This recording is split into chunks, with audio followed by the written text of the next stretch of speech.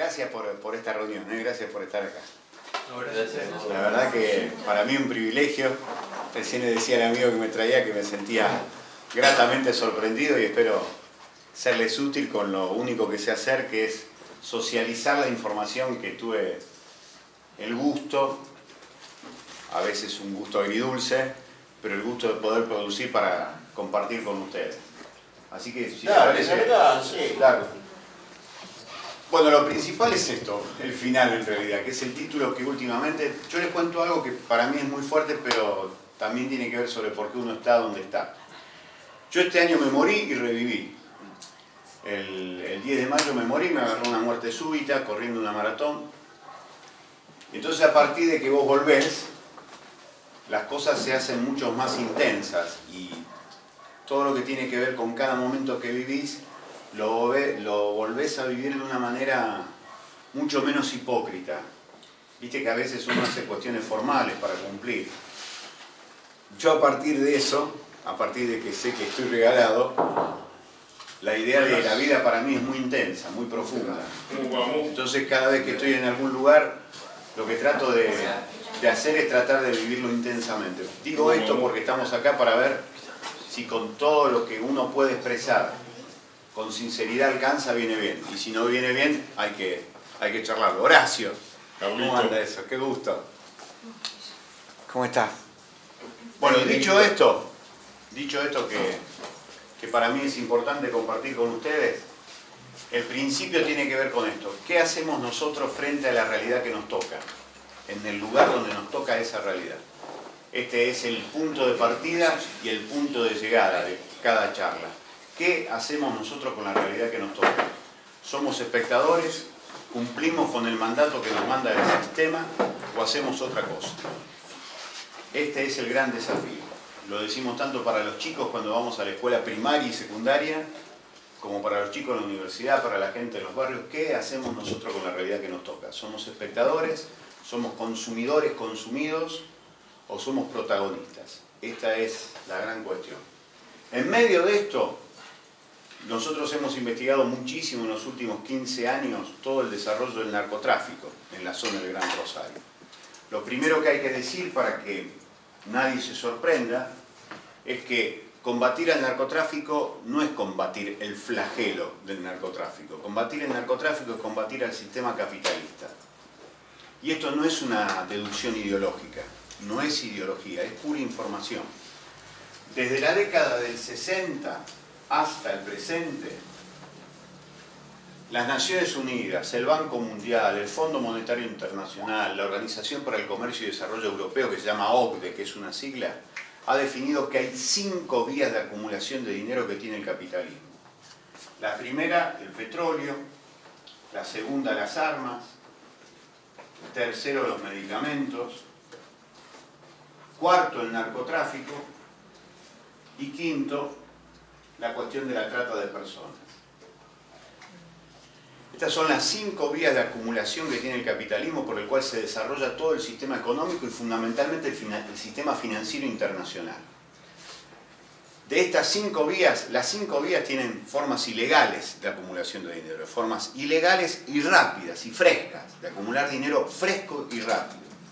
Nosotros en la provincia de Santa Fe, en la ciudad de Rosario, tenemos 4 de estas. Nos falta el petróleo, pero tenemos las otras 4. Y las otras 4 son formas de acumulación que tiene el sistema y que son formas que vienen de arriba hacia abajo, porque siempre el capitalismo se desarrolla de la mesa chica a los barrios.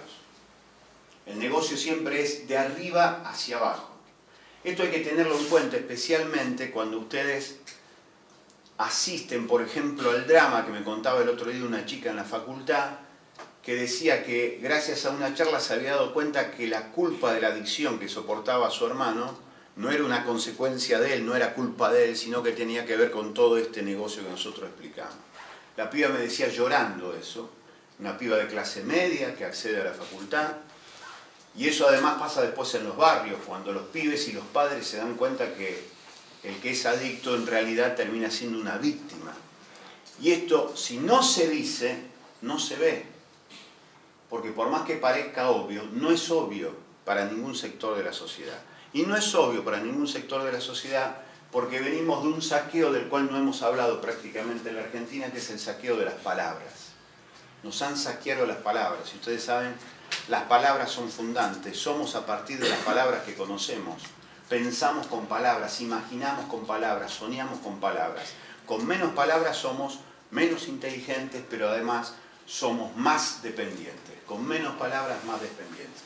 Nosotros en 1975 en la Argentina teníamos 8.000 palabras cada uno, según decía la UNESCO. 8.000 palabras cada uno. En el 2005, 30 años después, cada uno de nosotros maneja 800 palabras. Fenomenal saqueo del principal bien cultural y espiritual que tenemos cada uno de nosotros para decir lo que quiere y para expresar por qué no quiere tal cosa. Cuando no tenemos palabras propias, no tenemos pensamiento propio. Cuando no tenemos palabras propias, no tenemos un sueño propio, no tenemos un proyecto propio. Terminamos haciendo lo que los otros nos dicen que tenemos que hacer con las palabras que son de otros. Esto es fundamental. El último informe del Barómetro de la Deuda Social de la Infancia, que salió publicada la semana pasada, más allá de la polémica sobre si el 30 o el 20% de los chicos son pobres en la Argentina, que es una polémica real y interesante para hacer, hay una que es muy importante. Hay un desglose de las encuestas que se hacen a prácticamente 20.000 personas en todo el país, en donde se dice cuánto hace que, por ejemplo, chicos no escuchan el relato de parte de una persona mayor de los cuentos. Estamos llegando casi a 4 millones de chicas y chicos de hasta 13 años que en los últimos 4 años no recibió el relato de un cuento de una persona mayor. Piensen lo que supone esto. 4 millones de chicos que naturalizan la realidad porque nadie le cuenta que en un momento determinado un grupo de personas frente a un determinado problema se juntaron, hicieron un montón de cosas y transformaron la realidad para llegar a eso de fuimos felices y comimos perdices. 4 millones de pibes que ni siquiera tienen el registro de que la historia se puede cambiar a partir de un cuento fantástico para ellos. El cuento exiliado de la realidad para mí genera una pedagogía de la resignación. Esto cada vez va creciendo en la Argentina. En el 2010, el censo del 2010 dio un dato tremendamente revelador. El 50% de la población argentina solamente terminó la escuela secundaria. ¿Esto por qué se los cuento? Porque forma parte de esta realidad. Sin palabras propias es imposible algo propio. Y este saqueo que ha sufrido nuestro pueblo está en la base de lo que ustedes todos los días se enfrentan.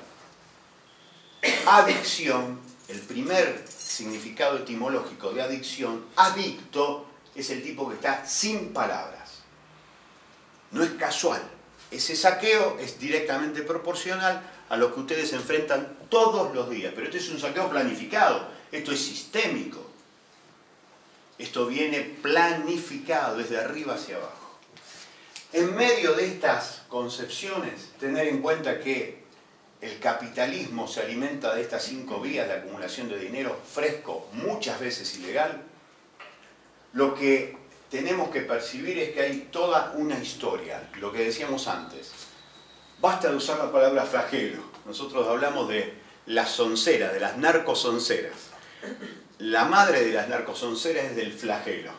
Hay que enfrentar el flagelo del narcotráfico, el flagelo de la droga. Cuando nos dicen flagelo nos están mintiendo, muchachos. Flagelo remite al Antiguo Testamento, al Génesis, cuando Jehová decide terminar con la ciudad de Sodoma y Gomorra y abate su dedo flamígero como si fuera un flagelo para terminar con Sodoma y Gomorra. Es la famosa imagen de la mujer de Lot que se vuelve para atrás y se convierte en estatua de sal. Ahí se utiliza la palabra flagelo. El flagelo entonces, en ese caso, claramente es un castigo divino. Si hay algo que no tiene absolutamente nada divino es esto del narcotráfico.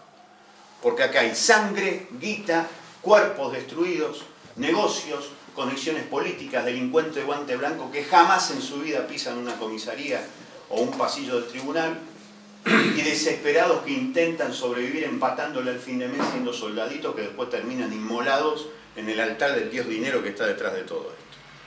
Así que cuando escuchen la palabra flagelo es porque le están mintiendo. Y hay que combatir también contra ese verso. No es flagelo, este es un negocio. Negocio de arriba hacia abajo, es un negocio paraestatal, por otro lado, que vamos a tratar de demostrar. 1 de julio de 1973 se crea esta sigla que vieron en millones de películas, la DEA. Es una creación de Richard Nixon, 1 de julio de 1973. Estados Unidos había desarrollado durante la década del 60 dos tipos de consumo alimentados de su propio. El primer consumo tenía que ver con la cocaína y la heroína, alimentó eso al mercado consumidor estadounidense porque nos mandaba a la guerra de Vietnam y convenía que la muchachada fuera a la guerra de Vietnam bien para adelante, bien puesta, para ir a enfrentar a los vietnamitas. Cuando la guerra de Vietnam comienza a dar el giro gracias a la fenomenal resistencia del pueblo vietnamita, se empieza a alimentar la idea de lo que tenía que venir junto a lo que el gobierno empezó a instalar junto al movimiento y la cultura hippie, el consumo de la marihuana. ¿Por qué? Porque el consumo de la marihuana bajaba los decibeles, generaba tranquilidad. Fue una política de Estado, fue una política de gobierno y se construye en forma paralela a la DEA para tratar de controlar el narcotráfico como idea de subversión para los países de Sudamérica. El Comando Sur del ejército norteamericano que alimentó todas nuestras dictaduras fueron los que comienzan a aplicar el concepto de guerra contra el narcotráfico que después va a desarrollar Ronald Reagan. Son conceptos que sirven para la dominación, usar a las Fuerzas Armadas y a las Fuerzas de Seguridad de nuestros países para generar lo que ellos siempre generaron. Una etapa, en este caso nosotros definimos en el libro, una etapa superior del imperialismo, cosa que vamos a ver cómo está pasando en nuestros países, en Colombia, en México, en Brasil, en la Argentina, con algunas particularidades. Sobre eso vamos a charlar. 1 de julio de 73 se crea la DEA. Ellos deciden crear la DEA con la supuesta idea de controlar el acceso de sustancias tóxicas a la vida cotidiana en los Estados Unidos. Lo fomentan con estas políticas de acuerdo a los distintos momentos políticos y en forma paralela, a principios de los años 80, desarrollan la idea de que hay que controlar el consumo de cocaína. Inventan al mayor proveedor de cocaína que tiene el gobierno norteamericano y el pueblo norteamericano, que es Pablo Escobar Gaviria. Lo instalan en Miami, le ponen edificios gratuitos y cuando se le va de la mano Pablo Escobar Gaviria deciden que tienen que terminar con él y el 2 de diciembre de 1993 lo terminan matando. Pero fíjense el verso. Se termina con Pablo Escobar Gaviria, cartel de Medellín. Se termina con los hermanos Corihuela, que eran los del cartel de Cali. Pero hoy Colombia sigue siendo el primer país exportador de cocaína de América hacia Europa. Se crearon 264 grupos, que podríamos llamar nosotros 264 pymes, todo controlado desde la DEA. La DEA ya no es lo que dice controlar la salud del pueblo norteamericano, sino que es la oficina del peaje para controlar el flujo de cocaína de América hacia Europa. Se terminó Pablo Escobar Gaviria porque había acaparado mucho poder, convirtieron todo en pyme y hoy Colombia sigue siendo el primer país exportador de cocaína. Hay que tenerlo en cuenta esto. ¿De dónde salen estos datos? Hay un día que es el 26 de junio. El 26 de junio para Naciones Unidas es el Día Internacional de la Lucha contra el Narcotráfico. Todos los días 26 de junio ustedes van a encontrar un informe anual del negocio del narcotráfico en el mundo. Cosas muy interesantes donde surgen todas estas estadísticas. La DEA se crea en el 73. ¿Qué va pasando aquí en la Argentina? En 1978 llega el primer cargamento de cocaína al puerto de Rosario, a la zona franca boliviana. Este es un acuerdo que hace la dictadura de Banzer y la dictadura de Videla. La zona franca con Bolivia se había constituido en 1962 aquí en Rosario y toma un gran ímpetu con la dictadura de Banzer y con la dictadura de Videla.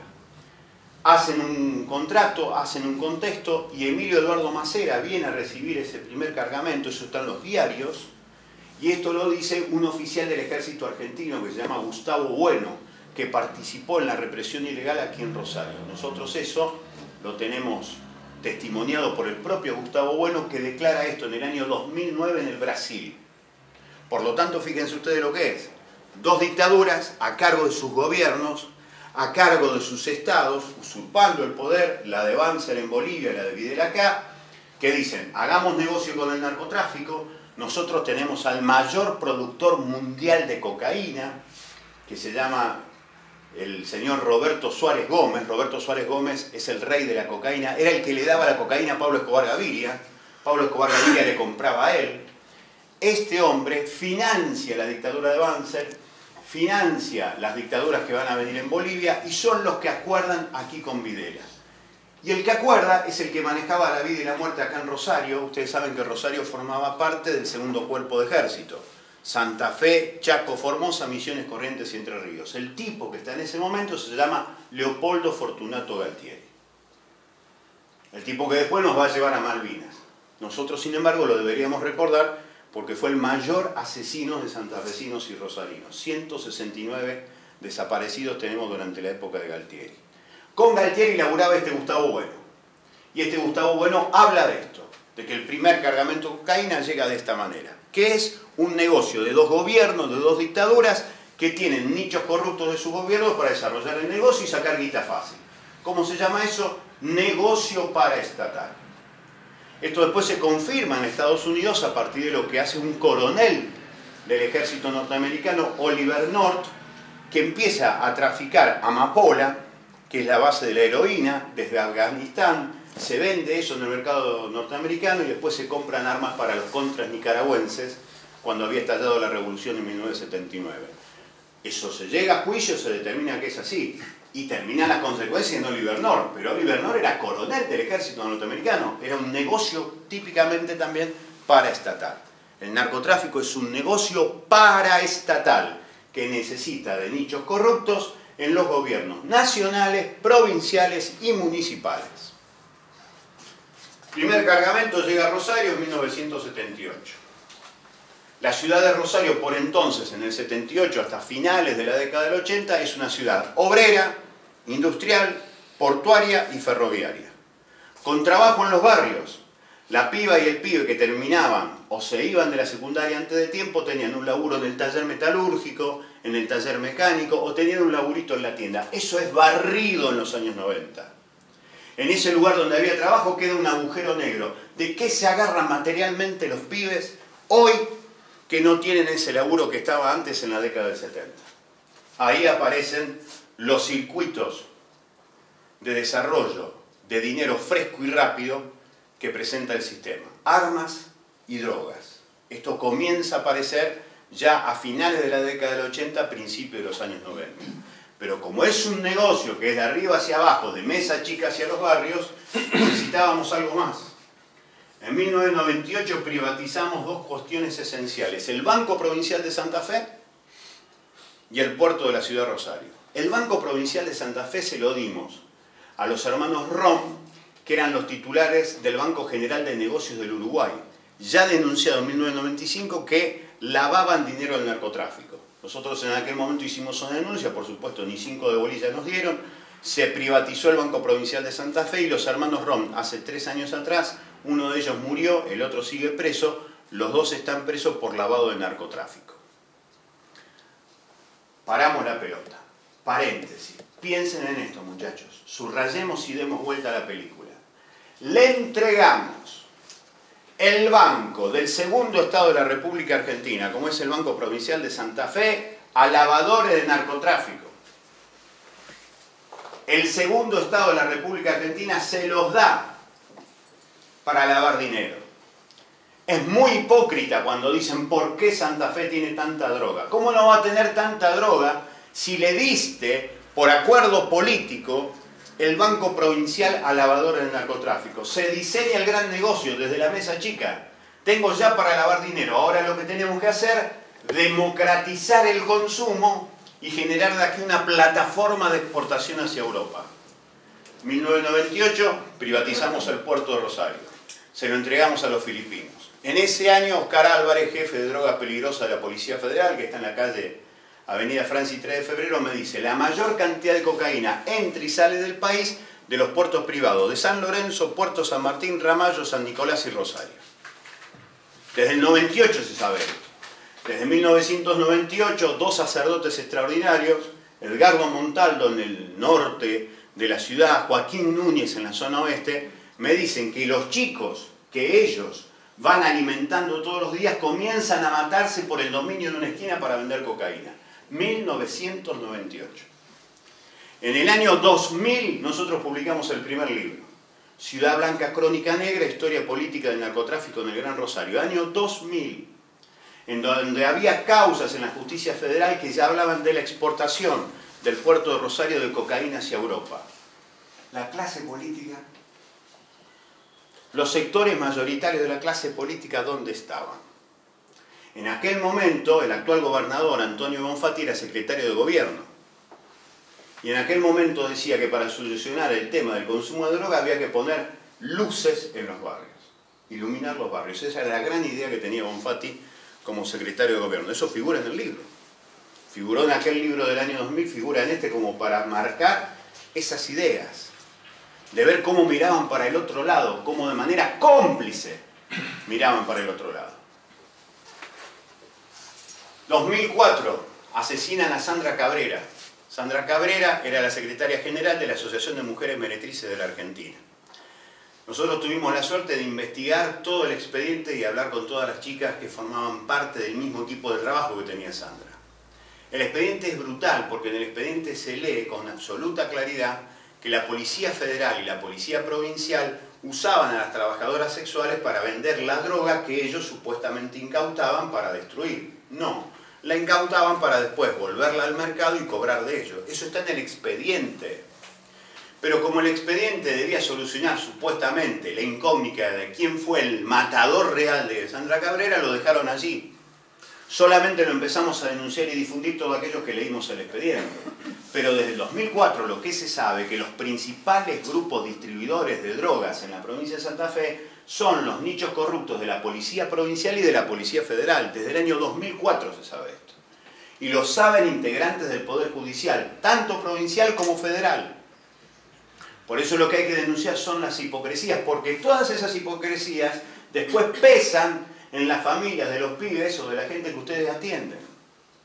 Porque esas hipocresías hacen que después la piba o el pibe se presente que la culpa es de él, o el padre o la madre diga la culpa de mi pibe que es descarriado. No, es un negocio infinitamente encubierto por esas hipocresías. No peleamos contra una cuestión psicológica, peleamos contra el sistema. Eso me parece que es vital entender. 2007, Cristóbal López pone en la ciudad de Rosario el casino más grande de América Latina, el City Center. Para poner el casino en la ciudad de Rosario, sacan del barrio 17 de agosto y el barrio de La Granada a 200 familias. La causa del doctor Juan Carlos Viena, de 803 páginas, la resolución del doctor Viena, en febrero del año 2014, dice con exactitud: